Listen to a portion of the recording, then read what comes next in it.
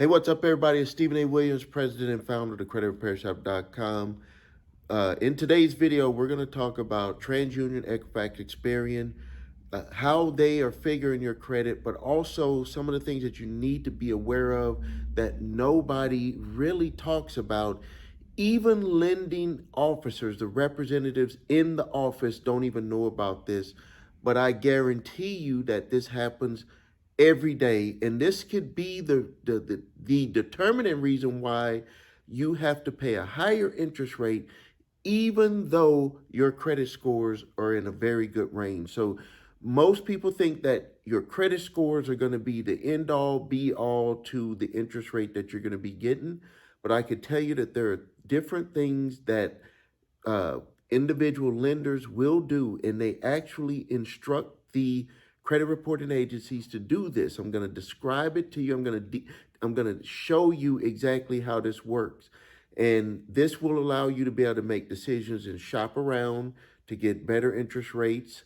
If you don't believe that the deal is right for you, you have that power to get up from the table and walk away. I've done it from time to time, and other people have done it, and I need to get you into the habit of doing that, because I'm going to tell you the reasons why you could have good credit, even excellent credit, and this move could be made on you. And the representatives in the office, the lending company, the representatives who wrote up your application, most of them don't even know about this. I would even say 99.9% of them don't know about this unless they're senior with their company. Now, I want to apologize a little bit. My voice is coming back. I have not been making videos for probably about 5 straight days.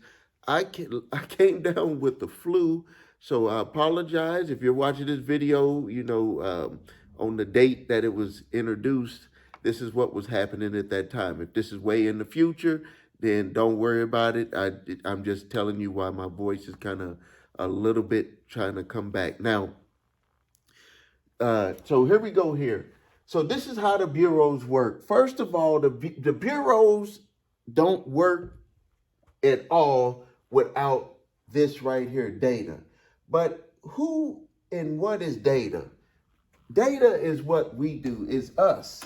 Data is us. Let me fix this here to my red pen. Do we want to use red or blue today? Let's use blue today. Let's use blue today. So data is us. The information that they have on us is considered data, and they package that data up and they provide it to their customers.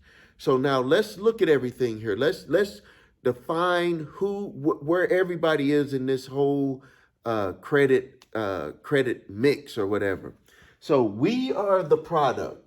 People, data, we are the product. What we do day to day, good, bad, ugly, to ourselves, with using the way that we utilize credit, the way we pay payments, the different accounts that we get, the amount of debt that we cover, all of that is data. And that data is packaged up by TransUnion, Equifax, and Experian. These are the 3 major, but there's other organizations that actually package up this and put it for sale also. These 3 bureaus are not agencies of the federal government. That's one of the misconceptions, because they're either, at the end they'll say the credit reporting agencies, the credit reporting bureaus, or the bureaus this, the bureau that. TransUnion, Equifax, Experian are not government agencies. They are for-profit businesses who gather data. This is what they've done. They've gathered data and they put it out there for resale to their clients. Who are their clients? Lenders. People who want to know what's going on with your credit situation, or they want to just know what's going on with your situation, because they could also sell it to debt collectors. So debt collectors, lenders, insurance companies, anyone that wants to look at you without having to just talk to you, to just say, how is this person living their life? So that's what that data, they're selling that data. Now, here's the crazy thing, is that we didn't give them permission to package up this data. This technique, so this is crazy. This technique is actually the same technique that Google used, that Facebook used, Instagram used, TikTok, all of these companies. Like there's nothing new under the sun. Is that what TikTok and Facebook and all of them did and Google did is they just went to the playbook that TransUnion Equifax Experian did, and they got that data, packaged it up, and figured out a way to sell it to businesses. So we never gave permission. We never gave permission, or if we gave permission, we didn't know it was going to be used that way for them to be able to make money. But it is what it is, and this is what they do. So what they do is they go out and collect data. They may get public records. They may get rental history,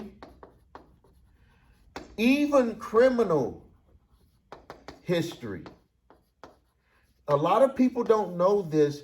It is not displayed to lenders anymore, but you can actually get a report yourself. There's a special type of report that you can get that will show the criminal history. There are some monitoring services that will actually give you that information. The one that we use, if you go to the number 3scores.com, it actually has this in there. This in the 2000s was being utilized against people when they were going out and getting loans. They have actually wiped that out. But if you want to know what is out there for you, there's certain monitoring services that will give that information to you also. So you got your public records, you got your rental history, you got criminal history, and then you got all of your credit, your loans, anything that you've paid on. Now, all of that stuff is packaged up. Now, some of it is sent from lenders, and and it flows this way. So a lender gives you credit. They pull your history, but TransUnion never had any information about you with that specific lender. So it's going like this. So you'll have that lender give you credit, or you apply to the lender approves it, gives that information to TransUnion, and it's just flowing. But when it all started at the beginning, they went out, got the data, put their information together on how they're going to send it out to make it available to lenders. And the end goal for lenders is to utilize that information to be able to make money. And the way that they make money is by the interest rates that they charge. So now, the way the algorithm is written, so just so we understand, like the baseline, this is what all of you know, but I'm going to reveal something to you unless you've watched one of my videos from probably about 10 years ago that I made, where I'm going to talk to you about the secret way that they check, that they raise your interest rates that people don't know about. So stay tuned. So you know about this, but we're just going to review it. The algorithm is written by the types of credit that you get. That's 10%.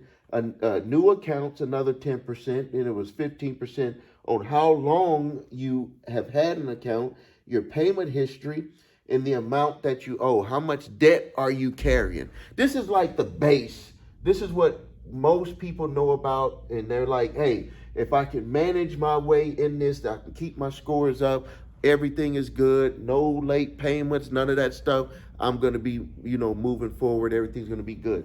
Now, here's the thing that most people don't know about, is that they don't know about that these companies are like, hey, you got to change the game. You can't keep this the same, because if everybody knows this algorithm, then how are we going to make more money? Unless they mess up and we're able to charge them more, how are we going to make more money? So what they've done is each lender has put filters into the bureau. So now let me explain what filters are. And I've talked about this from time to time. I discovered it when one of my clients for one of my other companies he was working at a mortgage company, and he kind of was like, he noticed something strange. He would put in applications in one zip code, and then he would put applications in another zip code. And the crazy thing about it is that the individuals, almost everything was about the same. Like their scores, everything was about the same. Debt to income, job, all of that stuff was about the same. But he was like, in this area, the interest rate that's being offered to the bank from the bank is higher. And he was like, Steve, what do you think about this? This is a true story. This is no lie. This is a true story. And I was like, that's crazy. And then I was like, well, what are the questions that they're asking them? And he said, well, with these here, the only difference was that he could see was the zip code. And I was like, well, you know, when you get other ones, compare, and you can start seeing what's going on with that. And then we discovered that it was something called filters. Have you ever filled out an application and it said, are you a college graduate? Or do you have some college? Or are you married? Or are you single? Do you have children? Like, they ask those questions. You're like, why are they asking those questions? Are they trying to get to know me better? Or are they asking that for a specific reason? And the reason why they're asking that question is because there's filters. Believe it or not, what these lenders will do is that they figured out, hey, we can't just play the game that everybody knows. If it was that way, then, you know, we're not going to be able to make more money. And we're in the business of making more money on the same people that we could have made less money on. How can we make more money from an individual that we would have made less money on? Well, we're going to throw in those filters. Are you married? Are you single? How long have you lived at your house? 1 year, 2 years, 3 years? Do you own your home? Do you rent your home? What zip code do you live in? These are all filters. Even insurance companies use those types of filters. Now, some people might say, well, if you live in a bad neighborhood and it's an insurance company, they have a right to do that. They might have a right to do it, but that's a filter. They might have a right to do it, or they do have a right to do it, but that's a filter. And a lot of people don't know this. They think that they're just going into the game with just this and saying, hey, here's my credit, here's my scores. I've been working hard to get this done, and I should be able to get this amount. Now, this is what I've learned also before I move forward, is that regardless of the filters that they have, you should be able to be strong enough to pick yourself up and say, I don't want that deal, and go to someone else and get another deal, or have them renegotiate and put a better deal on the table, because they will do it, because ultimately they want the business. Even if they have to make less from you, they cannot make money unless they make loans. Insurance companies cannot make more money unless they write more policies. So no matter what, you could either renegotiate with them a better deal, or you could pick yourself up and say, don't want this deal, and go to somebody else and get the business. That's what I got. That's what I did with certain situations. That's what you should do. So now, understanding that they have these filters, they could, like I said earlier, college graduate, time at your job, income that you make. Are you single? Are you married? All of those different things that they could do to be able to make you have to pay more with your interest rate. Okay, so we know, if we understand this, that this is the baseline, but they have these filters, and we got to understand that these filters could be college graduate, some college, high school graduate, married, single, own your home, rent your home, all types of things that could be thrown into that filter, to be able to allow that company to be able to raise their interest rate. This is the thing that has been getting people, and they wondering, why am I getting a deal that's not as good as someone else that got a deal? And that's because they have these filters. So now you know. So when we're dealing with credit reporting agencies, we know, number one, their main mission, their main job that they want to be able to do is to have their customers, which are lenders, be able to make more money. And the way that they do that is by being able to charge higher interest rates. But if you know the game here, what do they always do? Is that they change the game. So now you know to watch out for these filters. If you see that, this could be why you have a certain deal from someone else and another one from someone else, and the person who wrote up your application for the loan, they don't even know about it. But you have to remain strong and be able to get up from the table or ask for a better deal. They will make you a better deal. So Uh, please like this video. Please share it. This is something that people really don't understand. They understand this part, but they don't understand the part about filters. I invite you to do some investigation on your own to learn about it. If you need help with your credit, please visit us at thecreditrepairshop.com. Watch the video what makes us different so you can see my 8-point validation process, my 2-phase settlement process. If you need your credit reports and scores, go to the website your3scores.com. Grab your TransUnion, Equifax, Experian credit reports and all 3 scores. If you have debt collectors coming after you, grab my 3-pack of letters, statute of limitations, cease and desist collection activities letter, and debt validation letter. Thank you for your time. Please subscribe to the channel. This is Stephen A. Williams, President and Founder of thecreditrepairshop.com.